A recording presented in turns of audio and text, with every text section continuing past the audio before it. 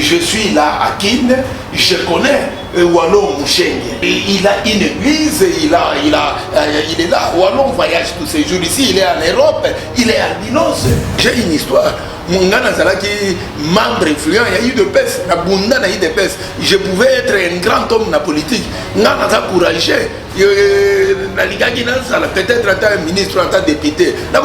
Nalandaki pasteur Boisimbi, débat entre Yéna pasteur Marcelo, na yoki pasteur Boisimbi à l'obi na eke, ngana zamu na matete. Ceux qui mutasarani na koye la ye. Il y a basali ensemble, on zamba bengi. Il y a basali ensemble. Est-ce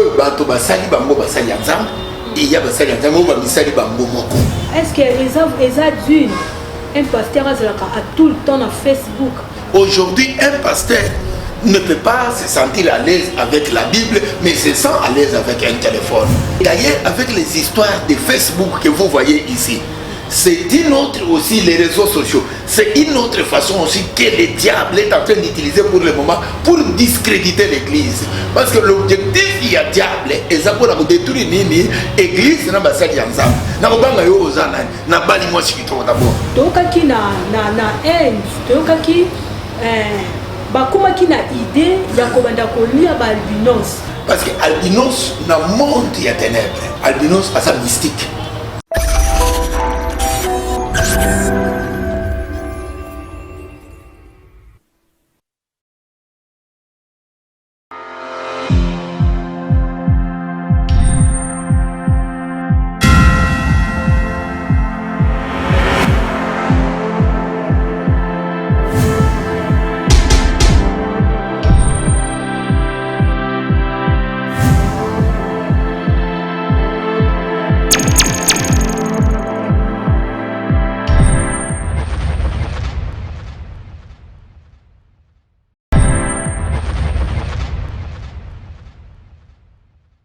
Bote na balandinyo sur la Lampe du Monde TV et merci à Banekonyo sur Obo Messana dans la biso na magazine Profondeur Réelle et na wana na PCP merci na le prophète Crispin Kabea sur le bien que mon la bouche autorisée et pourquoi pas la PCP merci na Montréal na PCP merci na Montréal merci Mole babi oubela na PCP merci Béné et merci c'est bien moi lui qui m'a votre humble servante.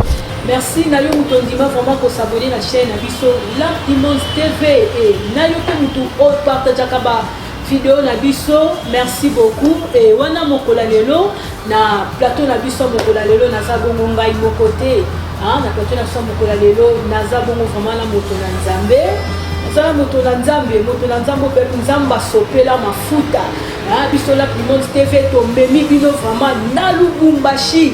Tobino Lubumbashi, tokutani bongo na pasteur Richard Tessa Lufungula, vraiment moto na Nzambe, wapi Nzamba zo utiliser makasi wapi pena na Lubumbashi, toza na bongo na plateau na biso. Mbote papa. Mbote mama Rosie. Papa, to sepeli koyamba yo na plateau. Toza na sengo vraiment ya kozala na yo ensemble. La émission la biso ya mokola lelo soki bokoki ko se présenter pour bande konyo surtout ya Lampe du Monde TV topé ba oyo non ba s'abonner te ba ye ba yo na Lampe du Monde TV ke to yambi moto na Nzambe. Merci mingi na me présenter mais avant on va nous présenter Nina pesa d'abord merci na Kolo Nzambe oya kelanga wa kela biso nyonso. Nzambe wana sali ngolu lelo poto ya kokutana paboye na plateau ya Lampe du Monde TV. Nazongisi d'abord merci mingi pa ya Nzambe parce que sans lui on ne pouvait pas se rencontrer comme ça. Et merci Yami Balé nazongisa epai ya prophète Crispin Kabea moto ayambi biso moto apesi biso pe opportunité otokutana epaboye ota Lubumbashi koya boye toyaki pamba te eza nde kolekela invitation na ye na mosala na milulu monene oyo eza na kati ya communauté église évangélique Lampe du Monde yango nde esali ke tobutana toya awa na Kinshasa oyo ebandaki depuis le 3 et kosuka le 17. Merci na papa Crispin na bayebanso bazosala pembeni na ye bana na ye ya molimo na kati ya ministère bao nyonso bayambi biso tozongisi merci na ndako na ye mobimba mama Marie topesi merci nazongisi mpe merci na réalisateur na biso papa Percy na yo mama Rosie ndenge boyambi mama Louise merci maman c'est la première fois peut-être na salle rien na besoin de féliciter maman Louise merci na bandi comme me présenter nazali comme na ngai o papa na maman bapesa kinga papa na bapesa kinga eza Richard Tessa Lufungula de kombo na ngai naza marié tata ya bana mitano mwasi na ngai Rite Uchamba atikana Lubumbashi peut-être prochainement pe bokomona ye je suis pasteur na Lubumbashi brièvement ndeo na lingaki na lobana d'abord. Merci beaucoup. Nous avons aussi Bolandi. Vous avez aussi parce que vous avez vraiment béni. Vous avez opportunité à Rolanda Bisso, dans le magazine Bisso, profondeur réelle à Mokola Lelo. Vous avez vraiment béni. Bon, papa. Tous les ans, vous avez vraiment à Kinshasa, dans l'église Lampe du Monde. Tous les ans, vous avez Bisso, magazine profondeur réelle. Il y a Elongo. Tu participes qui na matéa oyozote na kati ya église Lampe du Monde. Tu participes qui na prédication na yo. Tu yoka ki yo koloba ete, tu zo ki mo ba point moko essentiel o to yoka ki yo koloba. Tu yoka ki oloba ki ozala ki inutile. Soki okei koluka musala na société bazo boya yo balobi oza inapte. Soki place nous tozo kende, place baninga bazali bazo seka yo. Bazo linga yo vraiment te. Et après tu komona yo okomi mosala nzambe. To ebite eza kaka pona société babande ko boya yo ou po baninga babande ko linga yo te yango yo moko lobeke non lokwa na société bazo boya nga babi na za inapte baninga bazo linga ngai te comme ça na koma nga ka mosala nzambe parce que nzamba boya ka moto te ou bien oyoka ki penza pela nzambe abengaki yo. Merci mingi pour la mutuna wana eza pertinente. Na lingi na bandela na ebandeli. Na kati ya libota. Ata bino ndenge toza boyi. Mwasi aza moyindu. Papa aza moyindu. Bakena hôpital, mwasi azuize directement mwasi ya boti demain bakuti mwana ya boti akesani na bango abiminde na couleur mosusu alors ekopesa problème pe atana kati ya libota bato bakobanda kumutuna aye ndenge nini nde bandeli wana maintenant problème ezali problème moto moyindo akoki kobota mondele te nde yango babengaka biso mindele te bazobenga ndundu ndundu wana na français babengi albinos albinos ndundu aza kaka na bato moyindu te na epai ya bamindele azali na bikolo nyonso azali eza problème moko sur le plan scientifique ou biologique. Et ça problème au babengaka ya mélanine. Cela veut dire eza vitamine moko so qui ezali wana na kati ya mzoto wana c'est un accident et wana nde est provoqué moto aya nini albinos. Vous voyez le problème ça commence d'abord eza pigmentation. Il y a peau, eza problème il y a cheveux, eza problème il y a miso. Vous voyez ndewa eza partout. Eza na babindele eza partout. Mutuna na ya mibale sikoyo moto ndenge wana tango aye na mokili. Vous voyez mpe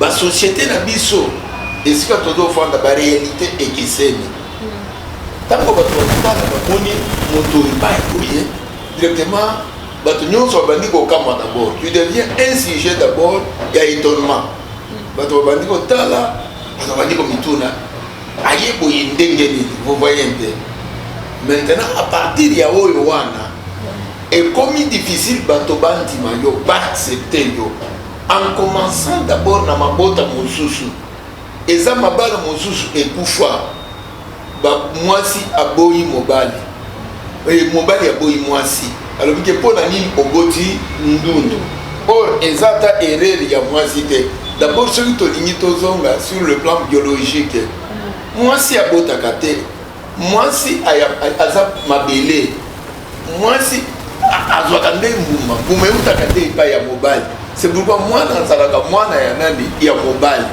cela veut dire tango yo ozwi mbuma oke otina mabele soki oloni par exemple lisango est-ce que mabele ekopesa yo nini mabele ekozongisela yo nini lisango parce que ye ndo moto oyakela lisango wana oloni yango na kati ya mabele maintenant ignorance ya mibali mosusu et ça c'est une parenthèse oyo balobaka te naza na mwasi azobota kaka bana ya basi te mwasi azalaka na problème te sur le plan biologique mobali nde apesaka eza oyo tolobi na biologie x y vous voyez un peu sur le plan biologique wana mais koyoka ignorance kozanga koyeba vous voyez te nde yango wana alors nakangi parenthèse wana nde yango wana nabotami boye mais société pour accepter biso eza difficile d'abord en commençant kaka na libota oyo bosali nini na libota oyo uti wana ebandi problème parce que tu es différent des autres là-bas sikoyo ntango obotami ndenge wana obandi kokola okoli oza obligé peut-être bamosusu babanda koloba boye bamosusu epa bikolo mosusu soki baboti boye peut-être bakozwa ye babwaki ye na mai vous voyez un peu le problème bakangi ye na sac moko boye bati libanga bati na mai balobi ke akende libela azonga te vous voyez un peu maintenant na kokota na société sango moto akoli tu as droit à la vie il faut kende pe classe peut-être kobima na souffrance na famille ok et mosusu ezozela yo na société po s'intégrer okokoma classe wana okokuta problème na nini peut-être soki bati yo selon idéologie oyo ya bato ya mokili bapesa bana balobi ke voilà soki bomoni moto ya couleur ya boye ndundu boye na boye soki bomoni ye eza malamu kofanda na ye te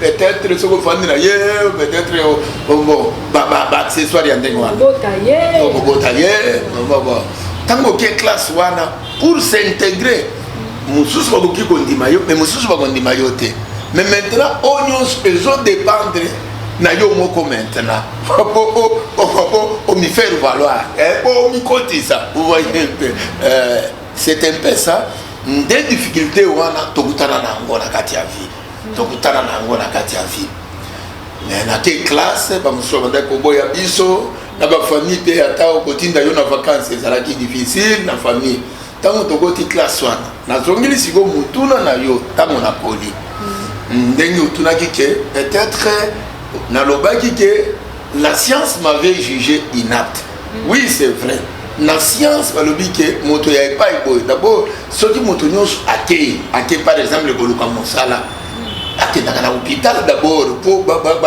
bajuge ye bamédecin baexamine ye bamona est-ce que aza apte mpona kotravailler or na hôpital bapesaka baexamen misu ainsi de suite là-bas soki okomi wana soki nyonso eza malamu là tu es apte maintenant biso toza na problème ya miso d'abord vous voyez ntango ke wana c'est pourquoi un jour nakendaki mokolo moko boye na bomwana na ngai nakokola na ngai nabandaki kosala batéâtre nabandaki kobeta biloko lokola basuede oyo j'étais le meilleur nabandaki koyimba malamu mpenza sikoyo na SNCC wana mokolo moko balingi bazwanga na mosala ntango tokoti na tozalaki bato mibale ifale bapona moko mpo place ezalaki ya moto moko bazalaki na kati ya biro na biro ya engagement wana balobi ke bon soki tosali injustice ekozala mabe il faut tosala tirage au sort nde basengi linzanza moko ya mbongo ya linzanza oyo tozalaki nango wana periode ya mobutu wana ifale nga napona kote na nga nao mosusu apona kote na ye nga naponaki na mutu wana ye aponi me mbayiko nyonso bapapa bazalaki na biro balobi ke moto oyo aza chansard nakanisi ke oyo akolonga ye te ekotombe kaka epai na ye lilobo balobaki wana ntango babwaki yango likolo etombe kaka na ndenge balobaki wana balobi ke bato oyo bazalaka bachansard omoni tokokoma wana directement bapesi ngai balobi ke nabanda directement essaye bapesi nga mwa brouette na bon nakende na brasserie nazwa glace bloc ya glace naya kotika na kabouze na SNCC ya batrain wana mpona bakonji bazalaki wana me kobima na nga ntango nazokende nakomaki ata na brasserie te namoni corsi maintenant eza lokola baagent ya sécurité oyo toza komona ya SNCC wana alandeli nga mbangu aye alobi ke non balobi zonga amona zongi na kati ya biro wana bapana balobi e tosali erreur yo oza inapte tokoki kosala te ovoye mpe wana moto normal o nzambe ye moko akomi alobi ke oyo akosala moto akolia na motoki na ye maintenant ngai baboyeli nga mosala sikoyo na kosala nini balobi ke naza inapte nazongeli mutuna na yo olobi ke peut-être kokota na makambo ya nzambe est-ce que nayaki na makambo ya nzambe parce que naeshue na mokili naye komikotisa na mosala ya nzambe de rien na mosala ya nzambe bamikotisaka yo moko te okoki kosala priere ata okoki kosala ata 40 jours na ngomba olobi ke nzambe ekotisanga na mosala nzambe akokotisa yo te on ne se fait pas engager yene epai ya nzambe nzambe na souveraineté na ye ndaponaka basali na ye maintenant na kati ya basali wana basigne ya appel ezalaka nazongeli sikoyo na première signe ya appel nanga mama oyo aboti ngai après un certain moment nakokaki mama alobi ke il faut natinda yo okende kosala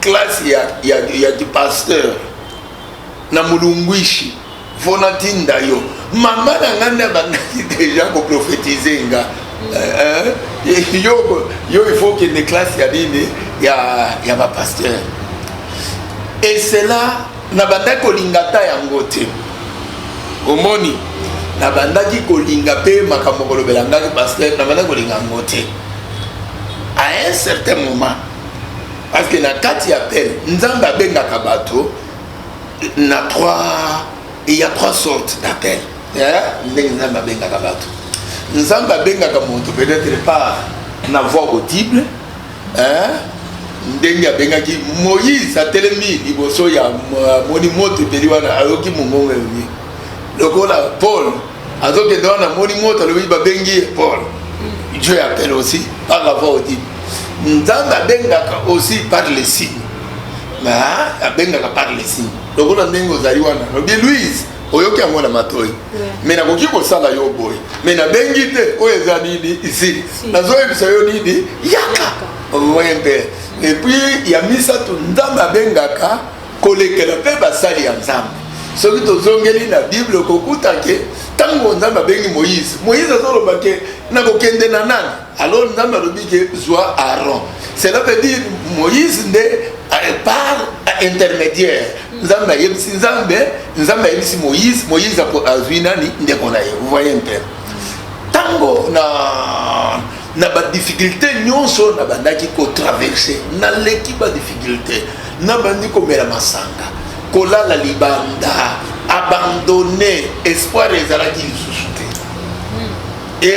lisusu te jusqu'à un certain jour nakendaki mpona miboma namikangaki singa na singa na kingo nalobi ke je suis inutile na mokili nakosala eloko nini mpona miboma ntango natiaki singa pa ekwei boye bato oyo bazalaki na régulation ya SNCC nalobi ke moto aza miboma baye wana babimisi nga namoni ke ça ne va pas alors un jour nazoleka na kolezi wana nazoleka nakuti campagne d'évangélisation nazalaki kuiti moko mystique azoya wana bazotele banzambe bazotele balobi balali bandibi na kuiti wana nalobi natomboli musati bao bazalaki wana nyonso bayebaki baseki makasi ndakona musati moto yo bande kote alobi ke oyo akozala mosali ya nzambe.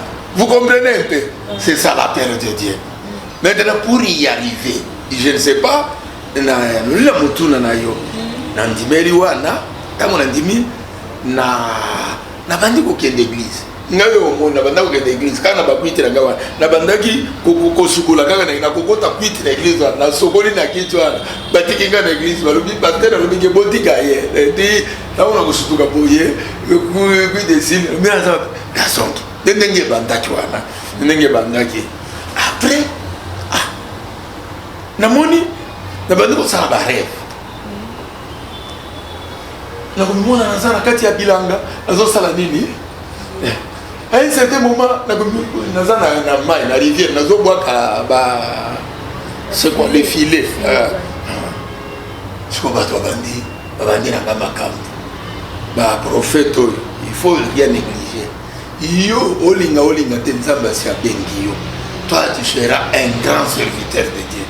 Tu seras un grand serviteur de Dieu. D'abord sur le plan, la classe, on a continué la étude. Wana na tawana ya bakwiti wana ozapona oki lobi ozaki ko sala ba muziki oyo ba swede ozaki kana kati ya muziki wana ou bien na saka na kati ya muziki wana nazokende pe église na voyage mingi na kati ya muziki wana na kati ya muziki wana na bimi na katanga mobimba wana na dilolo sando partout na tambuli na esto na tambuli kindu na keko bela muziki na tambuli lebo na banda na zalaki na groupe théâtral ya SNCC wana na tambula wana nazo tambula wana nazo kinde kosambela na église mais nazo beta musique wana et soki na koti na église wana so na bandika kotinda nzembo na église wana et danger nazo le baka o mota ndenge nini soki na yembi kama le grâce on a dit ça grâce on ça ngo pona ni na côté na intercession wana côté na kanisi mukolo mongo boy na zana intercession wana courant eke ba besinga mbongo na kende ko sumba kuji na ke directement na côté na ba na ke libela vraiment c'est ça.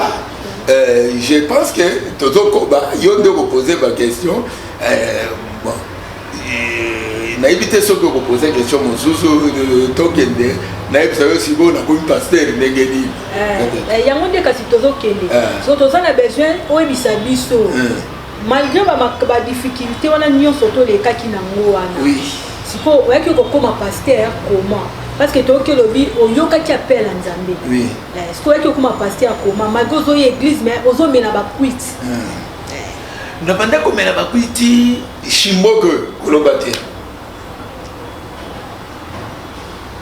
shimoko ozo mona o cigarette diamba na mela diamba mama Louise na banda ko tiango pe na bile na ga kolia so na la bitundo wa ifeli tala wana terrible maman na eza mawa passe maintenant un jour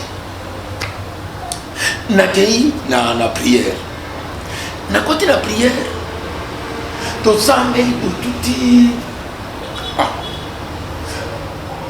garçon moko soki il y a 5 ans garçon il y a 5 ans quand tu es plus dans le lobby papa nazalaki pasteur garçon nazalaki prophète aïti papa zamba singaki mutoyo il le servira jusqu'à sa mort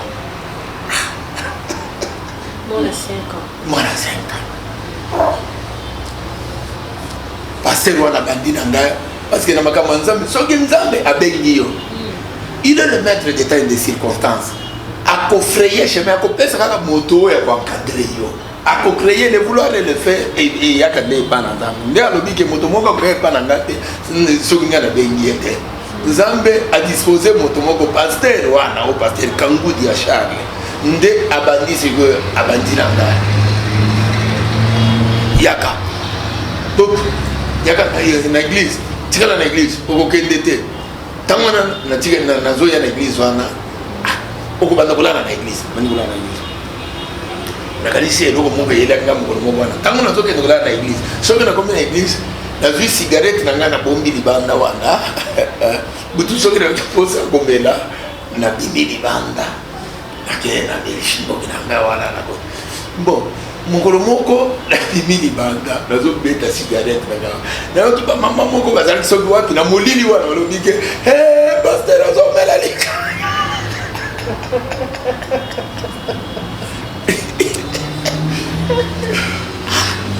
nayoki na molili butu oyo bazalaki wapi vous voyez un peu comment Dieu bon c'est pourquoi nazoloba soki ozoya moto ya nzambe soki ozosala makambo na molili nzambe akobimisa yo polele soki oza mwana nzambe véritable nzambe abengi akobimisa yo nini sala nyonso okolinga oyo ozomona bazosala mabe wana nzambe azotika bango baexpose bango te baza baya nzambe te ya nzambe ya solo nzambe akoexpose yo akokorige yo po otika eloko wana a partir ya mokolo wana nabandi kosentir sentiment ya nini ya culpabilité natiki mokolo moko paster wana tozalaki na église wana namoni kaka paster wana atelemi un certain dimanche alobi désormais Richard oyo bozomona napesi ye intercession nde akobanda kokamba intercession mama makambo ebandi wana na makambo ndenge nini mbi nabandi oyo na ngai nazosala nazomona yango te mais baoyo bazokolanda oyo nazosala bazosentir ke na kati ya moto oyo en tout cas eloko ya nzambe ezali nayoki kaka mokolo moko boye alobi ntango anome wana alobi ngai nakobanda kwana organisation basere mosusu na bato mosusu babimi ya église baboyi alobi ke o moto ya ndenge nini ayebi nini wana boye bakei un jour nayoki kaka dimanche moko alamuki boye alobi ke désormais ndenge naza moto ya bavoyage ndenge nini na nini nzambe akonfirme ngai ke moto oyo aza mosali ya nzambe aza paster soki nazali te ye nde paster akomanda kokamba église oyo aleyaka naye boye asopi minga mafuta alobi désormais avec des faiblesses que vous ne pouvez pas comprendre nayebi eloko moko te nanini ntango naza na lipapa nazozanga ata sous-vêtement eza ce n'est pas une bêtise na pasi moko boye basili naza na basili ntango wana na kati ya bilamba na pasi ndenge bakonsakraki ngai ndenge bakonsakraki ngai naleka pasteur ndenge bandaki mais confirmé à plusieurs reprises, mais n'a pas d'attaque Koboy. Parce que parmi les vrais signes d'un homme de Dieu appelé pour servir Dieu, il n'accepte jamais. Il doit toujours, à Kolobakaka, incapacité, il est incapable. Kobandela kaka na Moïse, tant on zamba bengi ya lobaki ke na kokokate, na yibi kolobate, na zako na boyeboy, ndenge wana na banaki kokima. Mais après un certain moment, parce que j'étais incapable. Parce que nzambe soki abengi moto akopesa ye capacité ya kosalela ye mais moto asalelaka nzambe na capacité na ye ya moko te ndenge wana partir ya wana directement na 94 directement je suis devenu pasteur na 94 tina lelo. Merci beaucoup. Et 93 na 94 ndio koma imosala nzambe. Oui. Et au meli vraiment mingi na kati ya kozala pasteur. Oui. Et kuna kati ya ozama na kati na sela makolo na nzambe. Oui. Et tozomona lelo na kati ya église. Tozomona lelo na kati ya église ba délivrance ekomi kosalama ndenge na ndenge sorte na sorte. Nayebi te soki ezali biblique comment parce que dernièrement toti komona délivrance un pasteur a la délivrance na ballon. tomoni pasteur azui ballon abeti bale soki azui abengi frère moko ou sœur moko apointe aleki liboso abeti na ye bale mpo asera wana kwei kuna délivrance yango wana esalami nayebi te estce eza nde nzambe mpe akomosala makambo na lolenge na ye ou bien eza ndenge nini parce que bino bapaster tozocomprendre bino lisusu te makambo ekomobima mo ebele ebele. Merci Maman Louise pour la mutuna. Nzambe avant toute chose Nzambe oyo tozo bondela o Nzambe tolobiki Nzambe na biso tozo benga Nzambe. D'abord amokeli ya biloko nyonso ya bato nyonso me azalaki Nzambe na biso te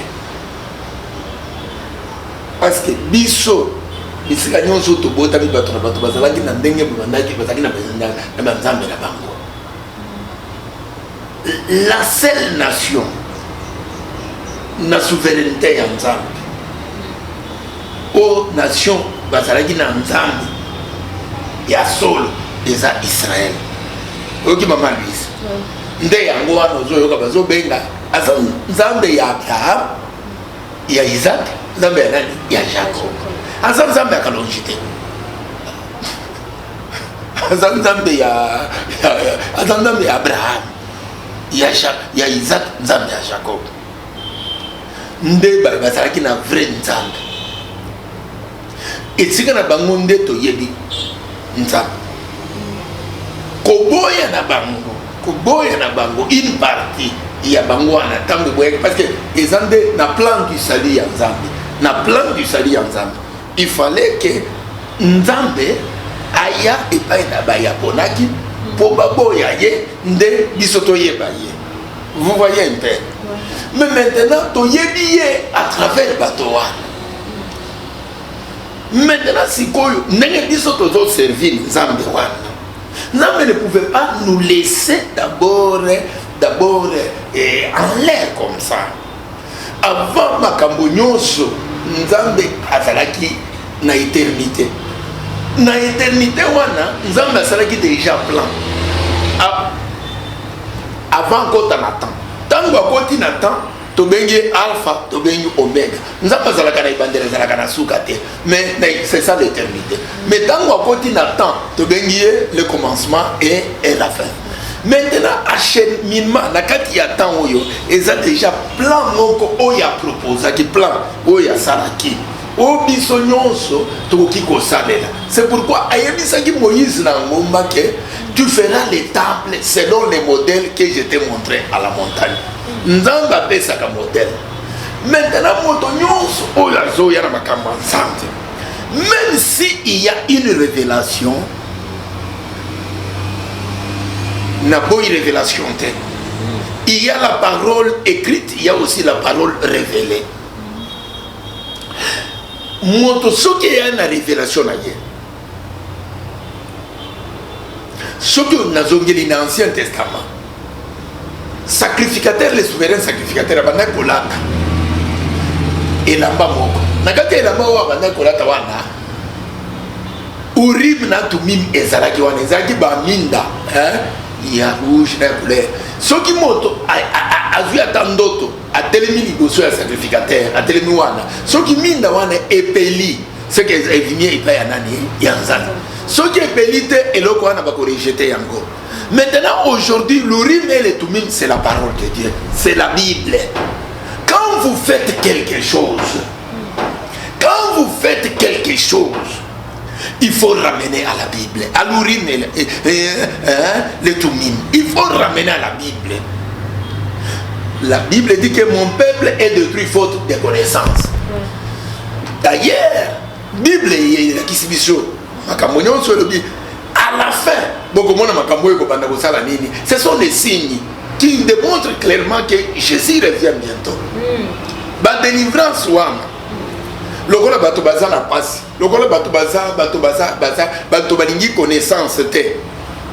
Mais moto lokola yo Maman Louise ko ko ne kuna te parce que oza na kati ya église o batangisi yo malamu. okoki okende kuna te parce que quand il pas église ya papa Crispin liloba nzambe ezali wana mais bayo bazokende na biloko ya ndenge wana na boyi te mais quelque part toramene yango na liloba nzambe nani mosusu asalaki yango parce que na kati ya Bible tout doit être déposé sur base ya des témoins mais eloko wana soki eza na Bible te soki totali par exemple nazongeli Bible offrande ya Caïn non offrande ya Abel offrande ya Caïn eza nani mosusu asalaki yango mais offrande ya Abel le sang, Jésus-Christ est venu pour prouver ça parce qu'il a versé le sang à la croix de Golgotha. Vous voyez, maintenant l'offrande de Caïn, ça n'apparaît pas. Il y a certaines choses qui peuvent arriver comme ça. Et ça, Dieu est souverain. Je ne refuse pas. Je suis le défenseur de la sainte doctrine. Je ne refuse pas. Mais dans tout ce qui se passe là-bas, il faut tirer attention. Il faut tirer attention. Est-ce que dans notre salambo, je m'abstiens à critiquer dans le sens et à m'abbé. Vous voyez un peu. Mais tout doit être ramené aux saintes écritures, à la Bible. Bible beaucoup Bible. Et puis dans la Bible, il faut tirer attention. Dans la Bible, maloba ya bato ezali na maloba ya Satan ezali vrai ou faux na kati ya Bible maman Lise maloba nzambe ezali ya Satan pe ezali. Dieu dit il appelle Moïse oya lobi ezali ya nzambe nde azoloba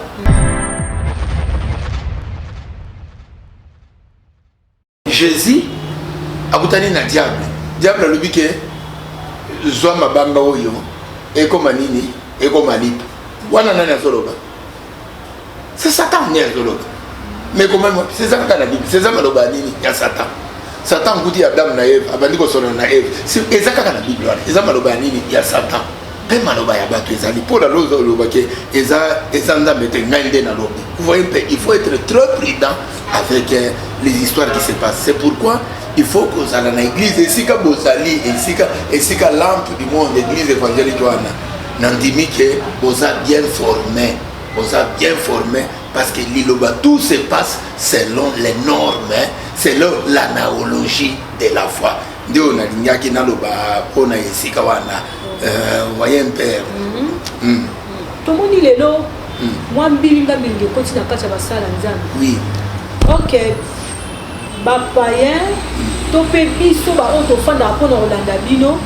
Tolandaka o bino bosalaka to o pe bino bolobaka na biso mais lelo entre bino basala nzambe boyokana eza te toyoki kofinga na ekoti na kati nalandaki paster Moïse Mbie débat entre ye na paster Marcelo nayoki paster Moïse Mbie alobi na ye ke nga naza mwana matete soki moto asakani na koyela ye alors ekamu seki mwa bato ebele na kuona to éviter sikoyo biso bato bana oyo tolandaka bino basala nzambe pe oyo toyokaka bino siko tolanda ba comportement oyo bino ba pasteur bokomi kosala ya koswanaka ya ba dispute na éviter to ezali motuna na yo eza très bien na ya nolio koleke la Bible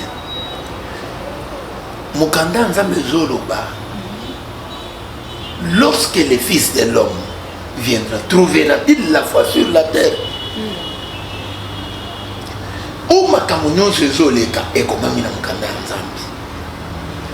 D'ailleurs, il y a basali ensemble o nzamba bengi, il y a basali ensemble o bato basali bango basali ensemble, il y a basali ensemble o bamisali bango moko. Vous voyez un peu. C'est pourquoi ceux qui écoutent la Bible dans Matthieu 21 on dit plusieurs viendront en ce jour-là mon nom. Je leur dirai je ne vous ai jamais connu. Mais bazo sala ba miracle parce que bazo ko engager kombo ya Yesu. Même tant que Jésus atindaki ba 12 wana, Judas azalaki na kati na bango, yebe chassaki ba démon. Vous voyez un peu, mais na kombo na Yesu. Vous voyez un peu. Nous sommes les moments les plus difficiles maman. Et d'ailleurs avec les histoires de Facebook que vous voyez ici, c'est une autre aussi, les réseaux sociaux, c'est une autre façon aussi que le diable est en train d'utiliser pour le moment pour discréditer l'église. Parce que l'objectif, il y a diable, et ça pour détruire l'église, mais pour détruire une église locale. Mais l'église corps ne sera jamais détruite. Pourquoi pas Jésus a dit, tu es Pierre, sur cette pierre j'ai bâtirai mon église. Même les portes de ce jour de mort ne prévaudront pas contre elle. Vous voyez un peu. Maintenant, dans l'église locale, dans l'église, il y a trois choses. Les honneurs, les femmes et l'argent. Les trois éléments ici. La popularité. On doit dire à la populaire. Non, ma soeur, il faut tirer attention. Maintenant, ceux qui m'ont bien préparé, cela veut dire la foi est individuelle. C'est pourquoi Paul a dit, j'ai combattu le vrai combat, j'ai gardé la foi. Ma soeur Louise, il faut qu'on garde foi. Foi nanini nakati ya lobanzana. Foi ya nini nakati ya Jésus-Christ. Ceux qui ont tali moto, ceux qui ont tali le bateau, ça sera très difficile parce que bateau ce sont les agents du diable. Ils sont là pour dépouiller l'église. Mais tandis que la mission que nous avons, c'est de piller l'enfer et de peupler le royaume. Mais les agents, il y a diable. Pour l'église, pour comme Paul avait dit que attention, ceux qui ont tali l'acte des apôtres ici, c'est 20 comme ça, 21 comme ça, vous avez l'obligé. Il s'introduira les loups ravisseurs. Il va épargner l'eau comme côté. Tant que vous avez baladi pour ce yanini, il y a comme il y a brebis, mais bango va s'en bambois. Mais baladi on a pour la nini pour détruire Bananzan. C'est un peu ça. Surtout, moi je ne suis pas appelé à critiquer pour la pasteur Moïse ou pasteur Marcelo, mais ce qu'ils sont en train de faire là, est-ce que leur conscience ne leur pas dit quelque chose? Or, une communauté comme l'église Bethel, tozalaki na goût ya kokende na makambo nzamba partir ya ba église Bethel na tango ya réveil wana tango bandaki paix à son âme le feu Daniel Kalombo ndi ya mulai ba défenseur ya sainte doctrine batoana mais lelo avec la jeunesse avec quoi c'est déplorable mais tozo sengaka nzambe asalisa basali na ye asalisa sinon c'est très grave mais ce sont les signes qui confirment que Jésus revient bientôt. Toyoka qui peut côté la combo Facebook, hein, to côté peut maman la maman Facebook en gros. Est-ce que ils a dû un pasteur à tout le temps dans Facebook parce que la carte sur Facebook les que tout le monde n'a pas si bazo publier ce qu'ils ont pour la terre bazo publier banzoto na bango tout le monde n'a pas si pe bato bazo ça n'importe quoi na carte sur Facebook ou est-ce qu'ils a dû pasteur à tout le temps la carte sur Facebook. C'est déplorable ma sœur. C'est déplorable. Ce que Tanguy Mourana Ézéchiel chapitre 12 quelque part verset au Kitiwana dans les derniers jours science et comment la connaissance augmentera la science dans le niveau tozali awa cela veut dire dans moins de minutes ici aux États-Unis aux téléphone boy cela veut dire c'est parmi les signes du temps de la fin cela veut dire bato baza distrait aujourd'hui un pasteur ne peut pas se sentir à l'aise avec la Bible, mais se sent à l'aise avec un téléphone. Et vous voyez un peu, Nazara Barezo Nanga, peut-être ceux qui n'ont pas de Bible dans le téléphone, des problèmes de mission Nanga, parce que va écrire les autres, mais tout dépend, il y a utilisation. Utilisation, et là-bas, et là, il y a là-bas. Vous voyez un peu, utilisation il y a Facebook. Aujourd'hui, tant que tu es l'église, on a biso tozali bosoana, bazali bosoana, bazali nous chatter na kati ya nini ya église. C'est déplorable maman. Ce sont les histoires que nous devons en parler. Nous devons cesser avec ça. Ça n'honore pas, ça n'honore pas, ça n'honore pas. Et ça m'a bien. Facebook, oh il y a Facebook. Peut-être il y a objectif il y a et objectif parce que pornographique, Android et Zawana. Aujourd'hui, tu as les lois pasteur, azot porn. Cela veut dire, ne vous étonnez pas. Et lorsque le Fils de l'homme viendra, trouvera-t-il la foi okokuta maman lui kalawana soki oke na village okokuta mwasi mabe okuta mwasi boye olobi ke mwasi oyo mais lelo soki oke okata na village le plus reculé okukuta mwasi wana aza na village aza na meshe na kabelo na motu aza oyo bozobenga choko eza nini wana. Vous voyez un peu la beauté attire. De la même façon dans les jardins d'Éden le diable avait utilisé la femme pour la séduction. C'était même aussi avant le retour de Jésus-Christ. Le diable est en train d'utiliser la femme. C'est pourquoi moi, je suis sur Facebook. Mais il faut dire attention. Biso, bao ya nzambe, tango batu bazote bako comprendre, bako soa tongolo pa makamwana. Sinon, aujourd'hui, il y a mené et sali et misipe batuna goût basali ensemble basa respecter aujourd'hui les sociétés c'est grave, ça n'honore pas. Maintenant qu'est-ce qu'il faut faire? Tout le monde à l'église que moi toi sur ma téléphone et Android mais maintenant ça dépend d'une personne à une autre de la façon il peut utiliser ça.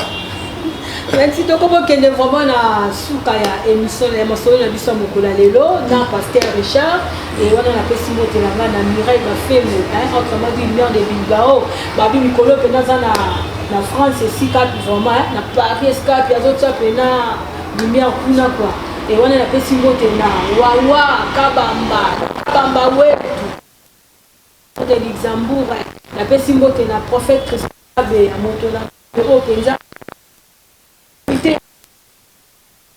et on a pris la pesi mbote na Montréal personne mole na pesi ya mbote belé ngumela tozaka elongo bongo na papa toyoka ki ba mbula oyo te koleka toyoka ki na Inde toyoka ki bakoma ki na idée ya kobanda kolia ba albinos. Et alors tu as qui komona ozalaki président ya ba albinos na République démocratique du Congo mwimba Texas pe à son âme toyoka ki asangisaki ba albinos nyoso po ba kina mboka Cameroun pour otelema likambo ane sila et tant likambo ane ekomelaki na matoyi et ça qui on ndengeni. Bon sinon j'ai formation mingi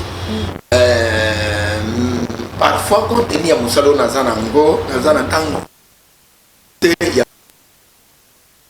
Sinon je suis partie de la famille des albinos, je suis un albinos, je peux parler.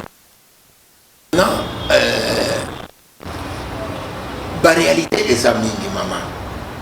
La réalité. Surtout dans l'Est, dans l'Issoire, Kolobana Inde d'abord, qui est dans l'Est. Chaque pays, Rwanda, Burundi, Kenya, Tanzanie, Wana. Parce que albinos dans le monde il y a ténèbres. Albinos a sa mystique.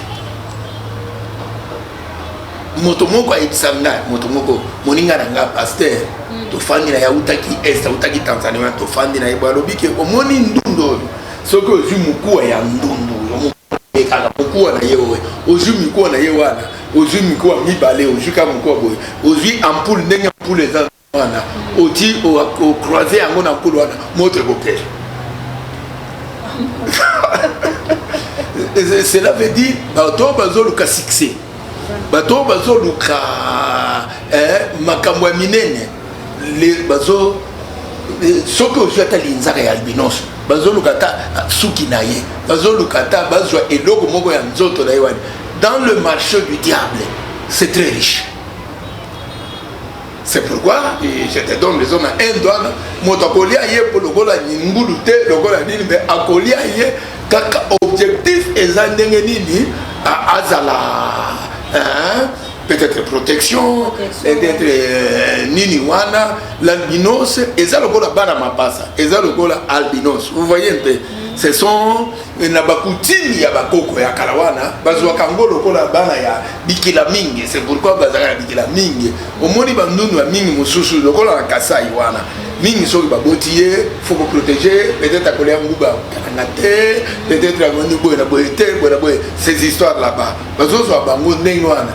Mais heureusement moi je ne suis pas comme les autres Moi, je mange tout ce que les hommes peuvent manger. Tout est sanctifié par la prière et par la parole de Dieu. Dans sa moi, dans le témoignage, dans l'église, les autres salles, mais ce n'est pas du tout normal. C'est pourquoi on a félicité le président Félix Tshisekedi, Antoine, parce que dernièrement, colloque Moko et Salamaki au Congo, sur les albinos là-bas. Ils ont droit à la vie. Un albinos, d'ailleurs, ce sont des gens très intelligents. Dieu les a dotés de capacités terribles. Vous voyez un peu. Moi qui vous parle ici, je n'ai pas beaucoup étudié, mais je suis plus qu'un universitaire. Vous voyez vous voyez un peu. Nde Makabwana, Nde Bazoluka, cela veut dire Mengai.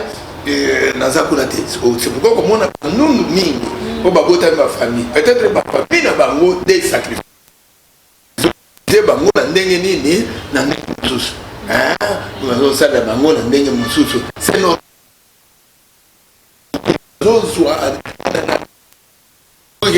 na Tanzania ndenge na zabo bazwinga na tei c'est que bako kata misuni akati balobi ke oyo za muku ya ndundu peut-être tu peux gagner même des dollars et des dollars ce que zo lukambungu même makanga OK do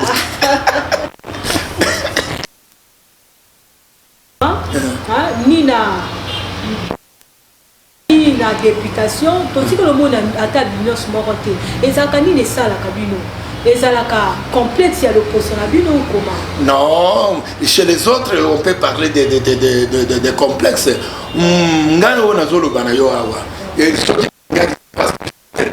Mais sinon si ce n'était pas l'appel de Dieu. J'ai une histoire. Mon gars qui membre influent, il y a eu de peste, je pouvais être un grand homme dans la politique. Ngana courageux. Peut-être en tant que ministre, en tant que député. Vous voyez un peu, complexe Yamini. Vous voyez un peu, les autres sont complexes. Pourquoi? J'aime les appeler à la conscience. L'homme, c'est la conscience. Vous voyez un peu, Dieu n'est pas injuste. Dieu, malgré tout ce qui est, malgré Nyonsoyo, mais tout dépend. Il y a la part de l'homme, il y a la part de Dieu. Dieu nous donne l'accès libre et à réussir. Ce n'est pas avec l'argent ni avec la peau que quelqu'un doit faire des exploits. C'est avec Dieu. Vous voyez un peu, quand quelqu'un a Dieu, il peut aller, il peut franchir les portes de fer. Il doit percer, il doit aller. C'est pourquoi j'ai toujours dit que Yosoko le Kinga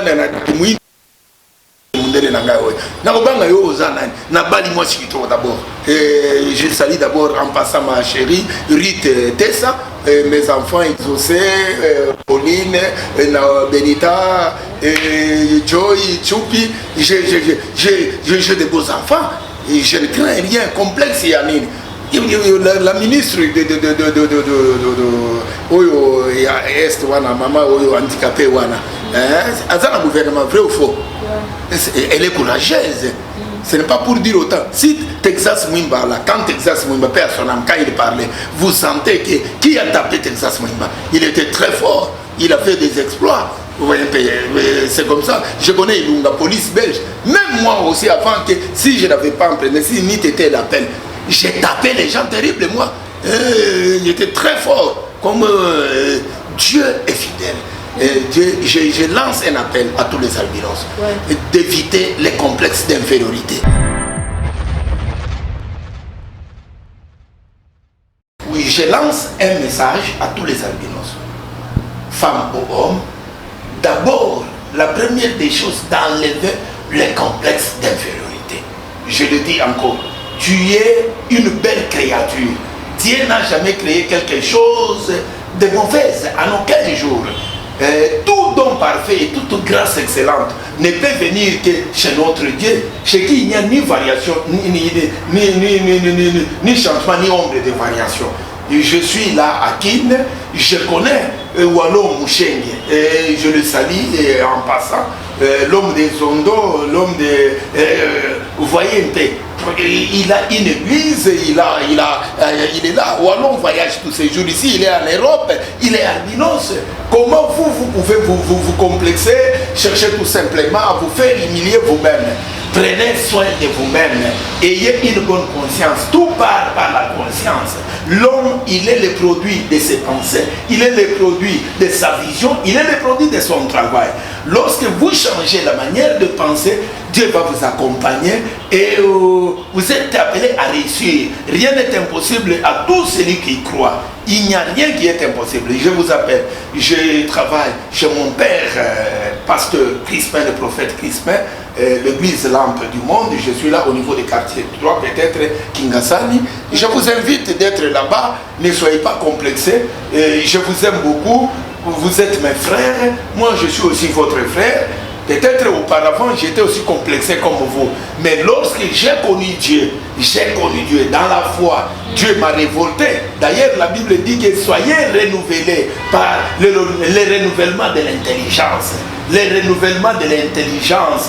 La délivrance, c'est d'abord la délivrance, c'est l'état de l'esprit. Lorsqu'il y a une révolution au niveau de l'esprit là-bas, tout commence à marcher maintenant. Je vous invite, je suis votre frère, je suis là, et nous allons terminer le marathon peut-être le dimanche 17. Vous avez le temps, peut-être Maman Louise va vous donner l'adresse là où nous sommes. Venez, je suis votre frère et je suis en train de travailler là-bas. Et puis ce soir, j'ai encore un travail. Nous sommes en train de parler sur le livre d'Esther. Malgré la loi, j'entrerai. Je suis venu dire à un albinos, malgré ta peau, tu réussiras. Dieu ne dépend pas ni des couleurs, ni de la taille. Dieu dépend de la foi que tu as là-bas. C'est ce qui te fera propulser et prospérer dans tout ce que tu te feras. Malgré ta peau, je dis bien malgré ta peau, Dieu t'a appelé à réussir. Et je vais vous donner un petit message. Quand vous regardez sur le plan biblique, je connais quelqu'un, Mephibosheth, il était à Lo-Débar. D'abord, sur le plan physique, il était handicapé. Sur le plan intellectuel, il était illettré. Sur le plan civil, il était célibataire. Mephibosheth. Sur le plan social, il était pauvre. Sur le plan politique, il était un exilé politique. Il n'avait rien. Mais un jour, on est allé le chercher à Lo-Débar. Il est venu. La loi était là pour dire qu'un handicapé, lorsque David avait des problèmes, il voulait rentrer à Jérusalem, les handicapés sont allés lui barrer la route et David avait décidé, et lorsque je retournerai encore dans ma royauté, aucun handicapé n'entrera. Mais un jour, cette loi-là, si ça pouvait avoir de l'impact sur les autres handicapés, mais sur Mephibosheth est entré. Je dis à un albinos, tu es un albinos, mais tu n'es pas comme les autres, comme moi. Je te conseille, aujourd'hui, je suis en train de prêcher là-bas, malgré ta race, malgré ta peau, malgré ton état là, malgré, si tu n'as malgré, je dis malgré, tu n'as pas étudié, ce n'est pas parce que tu n'es pas intelligent, peut-être que tu manquais de l'argent, malgré, ça ne dépendait pas de ta volonté, c'est arrivé. Mais Dieu vous a donné une place, là où vous pouvez récupérer encore. Venez à l'église, c'est là où même les fainéants sont appelés à réussir. À l'église, on n'échoue jamais. À l'église, il n'y a pas la mathématique, il n'y a pas le physique, il n'y a pas grammaire ni orthographe. Mais à l'église, il y a qu'une petite parole qui dit, si tu crois, tu verras la gloire de Dieu. Je dis et je vous remercie. Je vous invite à venir là où nous prêchons la parole de Dieu. Maman Louise, à vous la parole. Merci papa. Ce qu'on peut s'appeler numéro là. Je donne mon numéro au WhatsApp. Je suis sur le 243, plus 243, 84 437 49 14. Sur RTL, je suis sur le plus 243 97 218 80 28. Si vous appelez, je suis prêt à vous répondre et à répondre à vos besoins par la grâce de Dieu. Merci. Merci beaucoup papa. Merci Maman Louise.